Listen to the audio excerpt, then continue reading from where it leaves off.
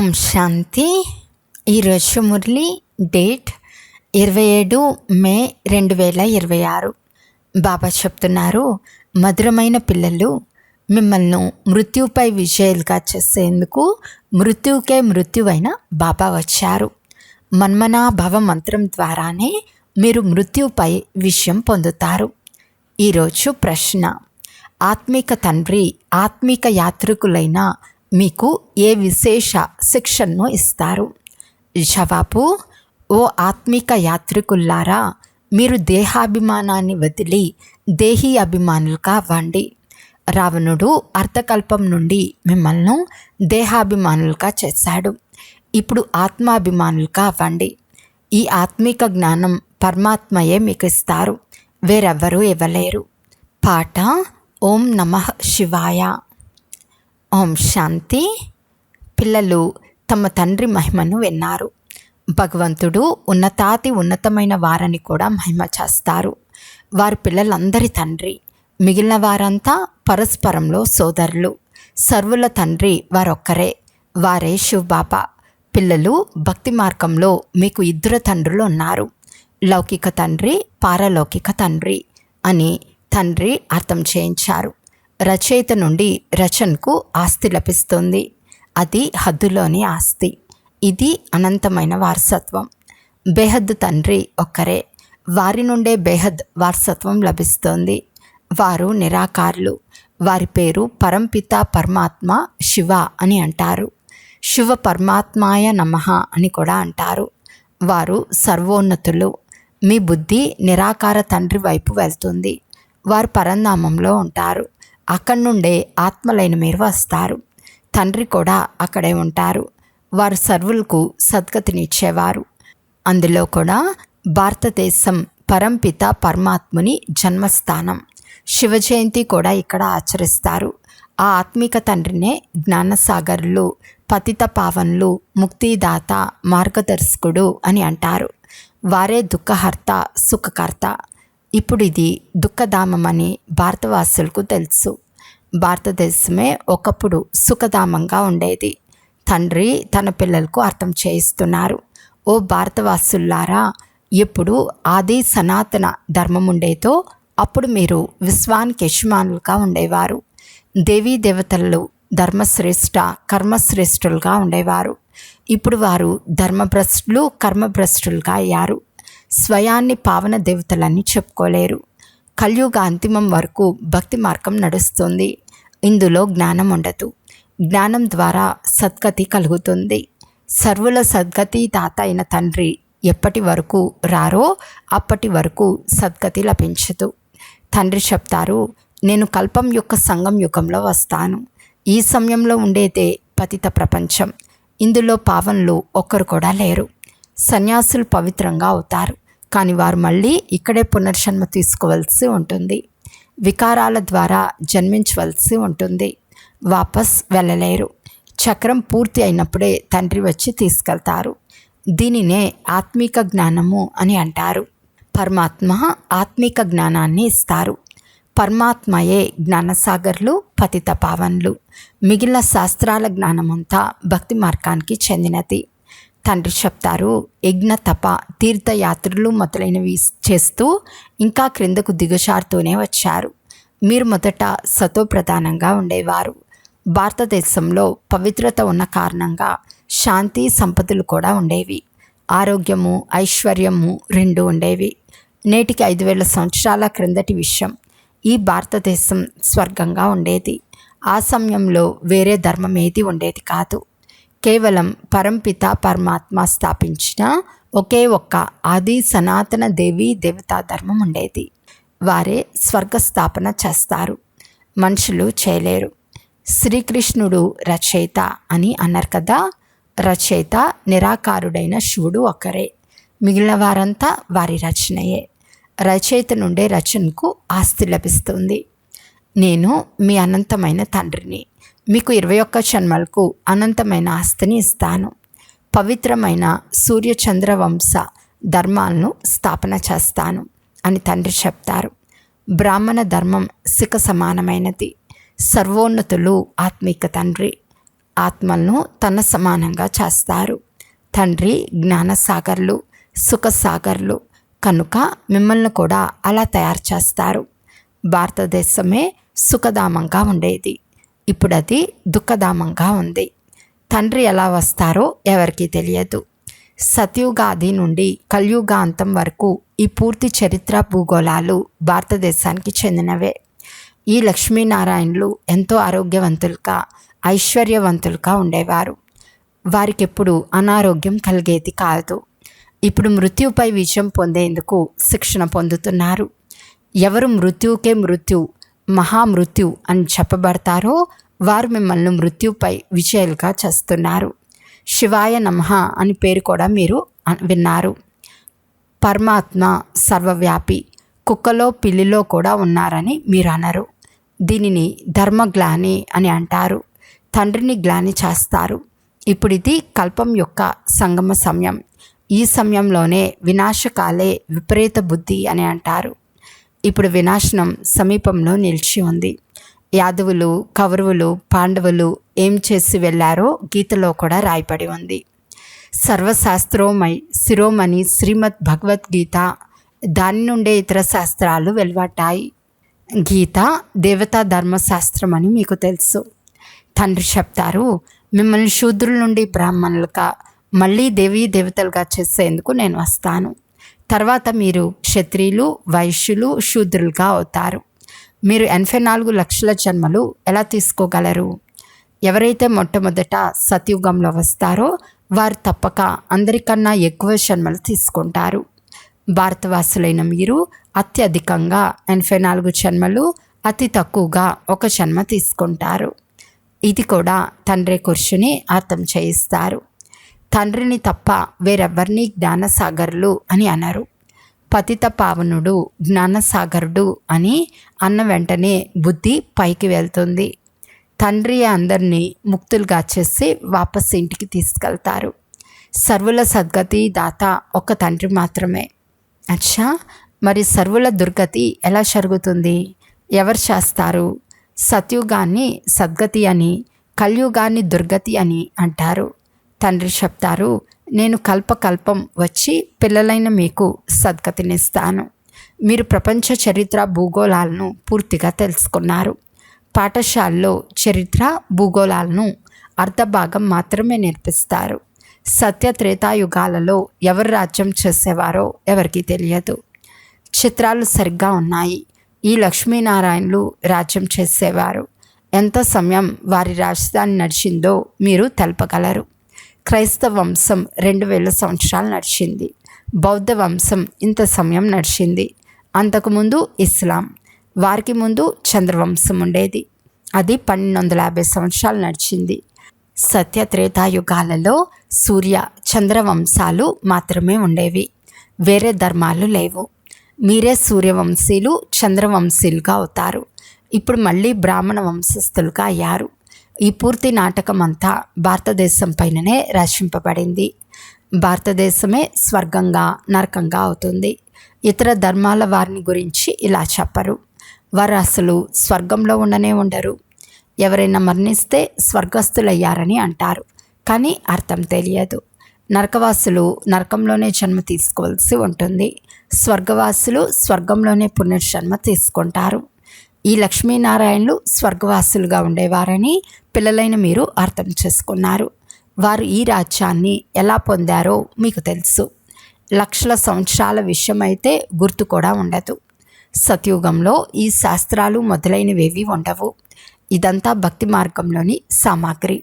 మెట్లు క్రిందకు దిగాల్సిందే. సతో ప్రధానం నుండి సతో, రజో, తమోలోకి వస్తారు. ఈ మెట్లు దిగేందుకు 5000 సంవత్సరాలు పడుతుంది. సత్యుగంలో 16 కళ సంపూర్ణులుగా ఉండేవారు. త్రేతాయుగంలో 2 కళలు తగ్గిపోతాయి. ఆత్మలో వెండి మలినంగా చేరుతుంది. రాగి యుగంలోకి వచ్చినప్పుడు రాగి మలినంగా చేరింది. ఈ సమయంలో పూర్తి తమో ప్రధానంగా ఉన్నారు. ఆత్మలోనే మలినం చేరుతుంది. మీరే పూర్తి 84 జన్మలు తీసుకుంటారు. ఈ ఆత్మిక తండ్రి అయిన శివబాబా వచ్చి ఆత్మిక పిల్లలకు అర్థం చేయిస్తారు. మీరిప్పుడు ఆత్మాభిమానులు కావాలి. రావణుడు ప్రవేశించడంతో అందరూ దేహాభిమానులుగా అయిపోతారు. ఇప్పుడు స్వయాన్ని ఆత్మగా భావించాలి. మనమే 84 జన్మలు తీసుకొని భిన్న భిన్న పాత్రలను అభినయిస్తూ వచ్చాము. ఇప్పుడు 84 జన్మల చక్రం పూర్తి అయింది. ఇప్పుడు శరీరం కూడా శిథిలా స్థితికి వచ్చింది. ద్వాపర యుగం నుండి రావణ రాజ్యం వచ్చింది. సతయుగంలో రామరాజ్యం ఉంటుంది. సతయుగంలో మీరు ఆత్మాభిమానులుగా ఉండేవారు. ద్వాపర కలియుగాలలో మీరు దేహాభిమానులుగా అవుతారు. అప్పుడు మీకు ఆత్మను గురించి కానీ పరమాత్మను గురించి కానీ తెలియదు. బాబా చెప్తారు, ఆత్మ ఒక నక్షత్రం వంటిది. బృకుటి మధ్యలో మెరుస్తున్న విచిత్ర నక్షత్రం. దానిని దివ్య దృష్టితో తప్ప వేరే విధంగా చూడలేరు. అది చాలా సూక్ష్మమైనది. ఆత్మనే ఒక శరీరాన్ని వదిలి మరొకటి తీసుకుంటుంది.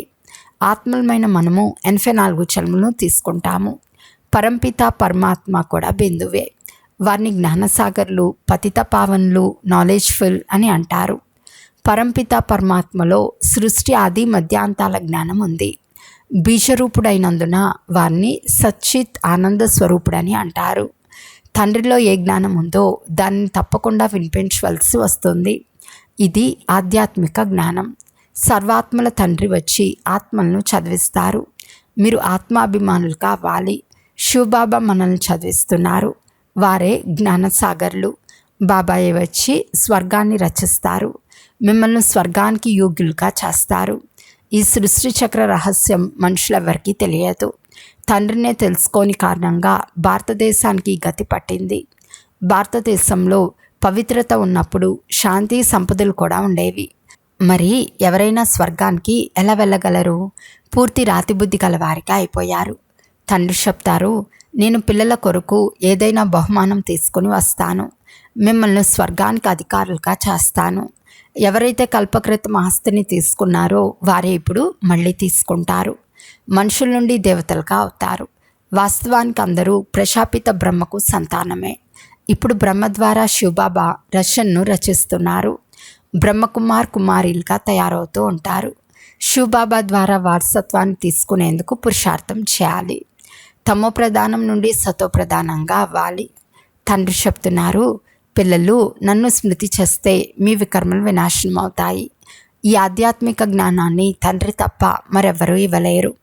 ఆత్మిక తండ్రి ఆత్మలకు జ్ఞానంనిస్తున్నారు. మీరు ఆత్మిక యాత్ర చేస్తున్నారు. దేహాభిమానంను వదిలి దేహి అభిమానులుగా అవుతారు. ఆత్మ అవినాశి. ఆత్మలోనే పాత్ర అంతా నిండి ఉంది. ఆత్మ ఎలా 84 జన్మల పాత్రను అభినయిస్తుందో ఇప్పుడు మీకు అర్థమైంది. మనం సూర్యవంశీలుగా ఉండేవారం. తర్వాత చంద్రవంశీలుగా అయ్యాము. మళ్ళీ మనం సూర్యవంశీలుగా అవ్వాలి. ఇప్పుడు బాబా సతోప్రధానంగా అయ్యే శిక్షణను ఇస్తున్నారు.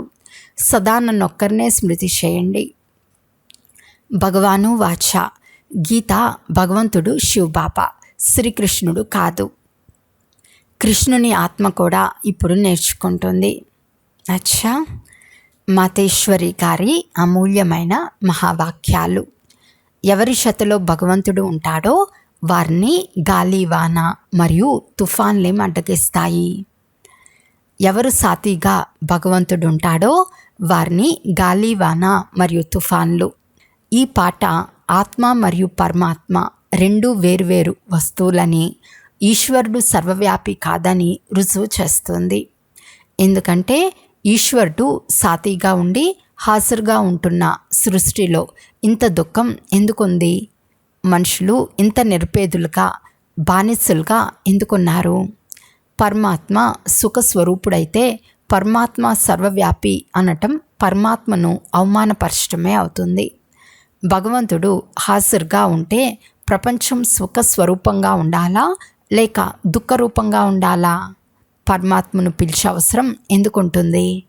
కనుక ఈ సమయంలో మాయ సర్వవ్యాపిగా ఉంది, పరమాత్మ కాదు. పరమాత్మ కేవలం ఒక్కసారి మాత్రమే సంగం యుగంలో వస్తారు. అప్పుడు వారిని ఎదురుగానే అని చెప్పవచ్చు, అంటే హాజిర్ నాసిర్. ఇకపోతే వారి స్మృతి అందరి హృదయాల్లో తప్పకుండా వ్యాపించి ఉంది. శరీరాన్ని నడిపించే శక్తి అయితే ప్రతి ఒక్కరిలో భిన్న భిన్న సంస్కారాలు గల ఆత్మయే కానీ పరమాత్మ కాదు. ఇప్పుడు పరమాత్మను ఎందుకు తోడుగా తీసుకున్నారో ఆలోచించాలి. ఈ మాయా అనే గాలివాన మరియు తుఫాన్ను దాటుకుని వెళ్ళేందుకు ఆత్మలమైన మనము ఆ పరమాత్మ తోడును వేడుకుంటాము. ఒకవేళ పరమాత్మ హాజరుగా ఉంటే మా యొక్క చిక్కులు ఉండవు. వారి తోడు కొరకు స్మృతి చేయాల్సిన పని ఉండదు. కనుక ఆత్మలమైన మనకు మరియు పరమాత్మకు అనగా ఇరువురికి ఈ ఆటలో పాత్ర ఉంది. కనుక పరమాత్మ వచ్చినప్పుడు వారి తోడును పూర్తిగా తీసుకుని వారికి చెందిన వారిగా అయిపోవాలి. అప్పుడే మాయ కలిగించే తుఫాన్ నుండి విడుదల అవ్వగలం. భలే వారందరి సుఖదాత కావచ్చు, కానీ ఎవరైతే ప్రాక్టికల్గా వారి ఆశ్రయాన్ని తీసుకుంటారో వారికే తోడు లభిస్తుంది. ఆ పిల్లలకు అదనపు ప్రాప్తి లభిస్తుంది. భలే వారు ఈ ప్రపంచంలోకి వచ్చి ఉపస్థితులై ఉన్నారు. కానీ ఓహో ఆశ్చర్యం, వీరిని గురించి ప్రపంచానికి తెలియనందున వీరి సహాయం తీసుకోరు. ఒకవేళ వీరి తోడును పూర్తిగా పట్టుకున్నారు అంటే వారు సహాయం ఇవ్వటంలో ప్రసిద్ధంగా ఉంటారు. ఒక అడుగు మీరు ముందుకు వేస్తే 10 అడుగులు ముందుకు వస్తారని అంటారు. కనుక వారు సంపూర్ణ వారసత్వం ఇస్తారు. అందులో ఎలాంటి అసంపూర్ణత ఉండదు. అచ్చా, మధురాతి మధురమైన అపురూపమైన పిల్లలకు మాతాపిత బాప్దాదాల ప్రియ స్మృతులు మరియు గుడ్ మార్నింగ్. ఆత్మిక పిల్లలకు ఆత్మిక తండ్రి నమస్తే. ఆత్మిక తండ్రికి ఆత్మిక పిల్లల యొక్క ప్రియ స్మృతులు మరియు నమస్తే నమస్తే నమస్తే. ధారణ కొరకు ముఖ్య సారము. ఫస్ట్ పాయింట్, ఆత్మిక యాత్ర చేస్తూ చేయించాలి. స్వయాన్ని సతోప్రధానంగా తయారు చేసుకునేందుకు ఒక్క తండ్రిని మాత్రమే స్మృతి చేయాలి. ఆత్మాభిమానులుగా అయ్యేందుకు పూర్తిగా పురుషార్థం చేయాలి. సెకండ్ పాయింట్, మృత్యుపై విజయంను పొందేందుకు తండ్రి శిక్షలను గమనంలో ఉంచుకోవాలి. స్వయాన్ని ఆత్మగా భావిస్తూ ఆత్మలకు జ్ఞానాన్ని ఇవ్వాలి. ఈరోజు వరదానము. బాప్దాదా యొక్క కర్తవ్యాన్ని మీ లక్ష్యంగా చేసుకునే మాస్టర్ మర్యాద పురుషోత్తమ భవ. స్వయాన్ని ఎంత నూరితే అంత నష ఎక్కుతుంది అని అంటారు. ఇతరుల సంపాదన కొరకు ఆశపడరాదు. ఇతరులను లక్ష్యంగా చేసుకునేందుకు బదులు బాప్దాదా గుణాలను, కర్తవ్యాన్ని లక్ష్యంగా చేసుకోండి. బాప్దాదా చెతలో అధర్మ వినాశనం మరియు సత్యధర్మంను స్థాపన చేసే కర్తవ్యంలో సహాయకులుగా అవ్వండి. అధర్మాన్ని వినాశనం చేసేవారు అధర్మ కార్యంను లేక దైవీ మర్యాదను తెంచే కార్యంను చేయలేరు. వారు మాస్టర్ మర్యాద పురుషోత్తములుగా ఉంటారు. స్లోగన్: నాలెడ్జ్ఫుల్ అయి వ్యర్థ ప్రశ్నలను స్వాహా చేస్తే సమయం మిగులుతుంది. అవ్యక్త సూచన: సదా అచల్ అడోల్ ఏకరస స్థితిని అనుభవం చేయండి. ఏదైనా సంకల్పం వస్తే బాబాకు ఇచ్చేసి స్వయం నిస్సంకల్పంగా అయి నడుస్తూ ఉండండి. విచారం ఇవ్వటం, సూచన ఇవ్వటం వేరే విషయం, ఆందోళన చెందటం వేరే విషయం. కనుక సదా ఏకరసంగా ఉండండి. సంకల్పం ఇవ్వాలి, వెంటనే నిస్సంకల్పంగా అయిపోవాలి. నేను కర్మేంద్రియ జీతుగా అవ్వాలి అనే ధ్యాస సదా ఉండాలి. ఏ ఒక్క కర్మేంద్రియం యొక్క ఆకర్షణ కూడా ఒక్క తండ్రి వారిగా కానివ్వదు. ఏకరస స్థితిలో స్థితం కానివ్వదు. అచ్చా, ఓం శాంతి.